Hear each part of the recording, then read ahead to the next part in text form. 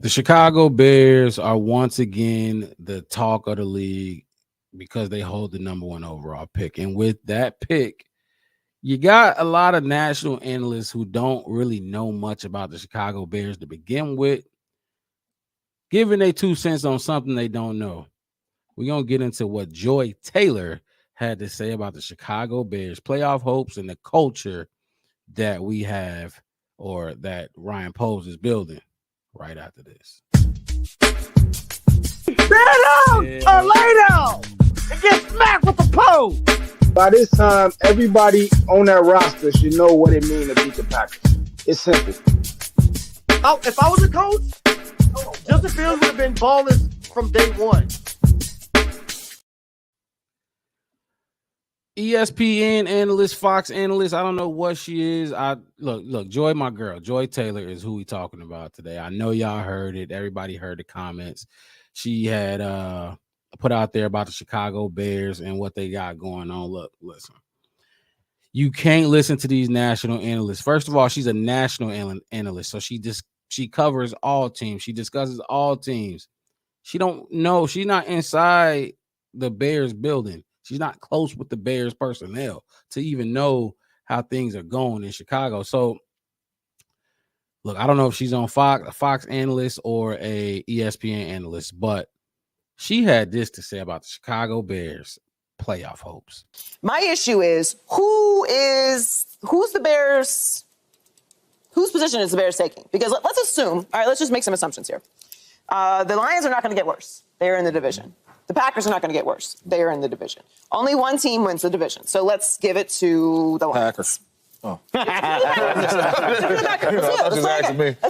Do you think the Lions are a playoff team? Yes. Yeah, okay. Lions. So let's go to the Cowboys and the You got the Eagles to worry about. Okay, let's assume one of those two teams wins the division and one still makes the playoffs. Okay, so now we are in the wild card here, right? Because we don't think that the Bears are actually going to accounted for two wild cards. Okay, right. So they're fighting for the last wild card division. I love playing fantasy football, but this is how the structure of the sport works. So which team in the NFC do you think is going to fall off so much it's going to provide an opportunity for Caleb Williams to come in and win 4 more games? First of all, look, I'm going to address the statement she made about the Packers just being – the Packers were 9-8. The Bears were 7-10. The 9-8 is not – you were just above 500. You know, that's not a scary – the Green Bay Packers are not a scary team. I don't understand why so many national analysts are high on the Green Bay Packers. Maybe – I mean, they did make the playoffs. But 9-8, they don't got a star wide receiver. They got a bunch of young guys that it worked. It was our first time seeing them last year, so it worked. Not many people had film on them, but now people got film on Jordan Love. People got film on where he liked to throw the ball, where he can't throw the ball. People got a lot of film on that weak ass receiving core they have in Green Bay. Trust me, the Green Bay Packers are not the team people think they are. 9-8, and I don't know if necessarily they're going to get better. They beat the Cowboys in the playoffs, but look, when the Packers went into that game against the Cowboys, which we all know the Cowboys struggle in playoff games, there was two sides of the coin that you were going to get from Dak Prescott and the Cowboys. Either they're going to be really good or they're going to be really bad. And of course, they were really bad. The Packers, they don't beat the Packers. So look, I have Packers fans saying that they put 48 points on the Packers on the Cowboys. And guess what? Justin Fields put 30 points on them about 2 years ago by himself, with his best receiver being Dante Pettis. So I don't want to hear the Cowboys. That is not a litmus test. The Cowboys is not the litmus test for success. That's my first issue with what she had to say. My next issue with what she had to say was what team will fall off that will let the Bears in. Well, let's look at some teams that will probably fall off that or possibly could fall off. Let's not make assumptions, but the LA Rams were 10-7. They made the playoffs. I could see them falling off. The Bears could get in there and take that spot. The Green Bay Packers, like I said, at 9-8, they could definitely fall off. I really actually see the Packers regressing. I don't see them getting any better.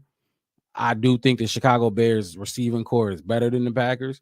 But let me continue. Tampa Bay won their division at 9-8. Now, look, they could fall out of the playoffs. I don't know. Somebody has to win that division, but it don't have to be them. And then she gave the Lions. Look, I get it. The Lions were 12-5 last year. It's a great chance that they're gonna win a division again this year, but anything can happen. I'm not ruling the Chicago Bears out from winning this division, honestly. And Vegas got the Bears at 8.5 wins. If you're a betting person, hit that over. Hit the over. We winning more than 8 or 9 games. I'm going 10 games as of right now. And this is before the draft. But let's focus on Joy Taylor's comments. I got another about 20-second clip on what she had to say about Ryan Poles and the Chicago Bears culture. And this part I hated the most. This rubbed me the wrong way the most. Here she is. Culture that has no history of winning as of late, whose coach we do not know is a good head coach, to all of these new additions, by the way, are all on paper, have not all played together. We're talking about Andrew Luck, and you listed off all the incredible players that he walked into that were already there and already had experience playing together. So there's a lot of factors to just sit here and expect Caleb Williams to come in and win 4 more games as if that's an easy thing to do in the NFL. She went and came at the culture of the Chicago Bears as if this is Ryan Pace or as if Ted Phillips is still running this show. The Bears, first of all, if you were following the Chicago Bears rebuild, and you should be following the team if you're going to speak like this on our team, the Chicago Ryan Poles he tore this thing to shreds, and he's building it back up. If you've been following this rebuild, we hired Kevin Warren. Kevin Warren has hired he's hired so many different minority coaches.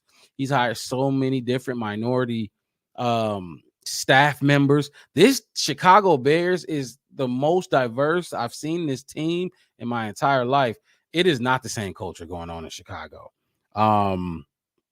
And that goes for the women too. He's brought in he's given women positions of power in his team like we haven't ever seen before. The culture is not the same in Chicago, Joy Taylor. But you would know that if you actually follow the team and stop making shit for clickbait. And yeah, I clicked on it. So I got and I'm here addressing it because I think that's bullshit. The Chicago Bears, look, give Ryan Poles and Kevin Warren a chance. It's going to take a little bit of time. It's going to take a couple seasons, but give them some time. I like to use this reference when I talk about this Ryan Poles switch. I like to look at it as, and I'm getting a little political here because I can. I like to look at it like this. When Obama took office and replaced George Bush, you had to give him some, and it's not even just Obama. With any president, whether you're Republican or Democrat, when a new president comes in, you got to give him some time to undo whether it was bullshit whether you think it was bullshit that was implemented by the previous president or good policies. But you got to give them some time to shake things up and implement and put their own stamp on it. That's what I think is Ryan Poles is going through. People are giving him shit for the previous culture of previous GMs in the Bears history. It is not the same Chicago Bears team. Trust me, it is not the same Chicago Bears front office. Yes, same ownership, and that can be an issue, but it is not the same. She mentioned pieces, and the Bears got a lot of new pieces that don't necessarily got chemistry. Look, I guarantee she'll talk about Stephon Diggs going to Texans and glorify it. She won't ever say, well, he needs to get time to get used to his new coach and new quarterback and blah, blah, blah. I guarantee you she won't speak on it like that, but not just Stephon Diggs, other teams. Every team brings in new players, and you have to get used to each other. It comes with the game. But guess what? These dudes are $1 million professionals. They can adjust. They can adapt to whoever the quarterback is, whoever the coach is. They can adapt. They get paid to do that. So don't give me this on paper. They got a lot of new pieces. We brought in DeAndre Swift. We brought in Keenan Allen, Gerald Everett, and we're probably going to get a new quarterback on offense. Look, That's the whole entire defense is intact with the exception of Kevin Byard. Other than that, we haven't touched our D-line yet. We ain't touched the defensive backfield as far as cornerbacks, and we haven't touched the linebackers. So when you talk about all these new pieces, you're just focusing on the offensive side of the ball with Keenan Allen.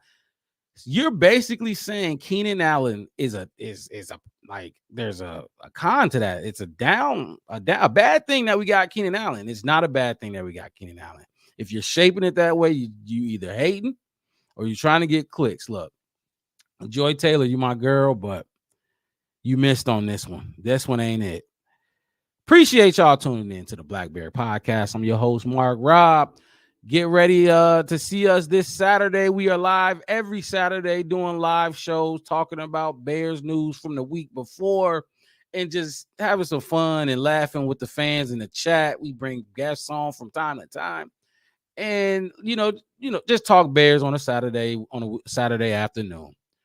Tune in and watch out for us this Saturday. Like I said, you can follow us on Twitter. Follow us on YouTube. Subscribe on YouTube, I should say. Follow us on Facebook. The Black Bear Podcast. One word, no spaces. See y'all this Saturday about 4:30 Central. Y'all have a good rest of y'all day.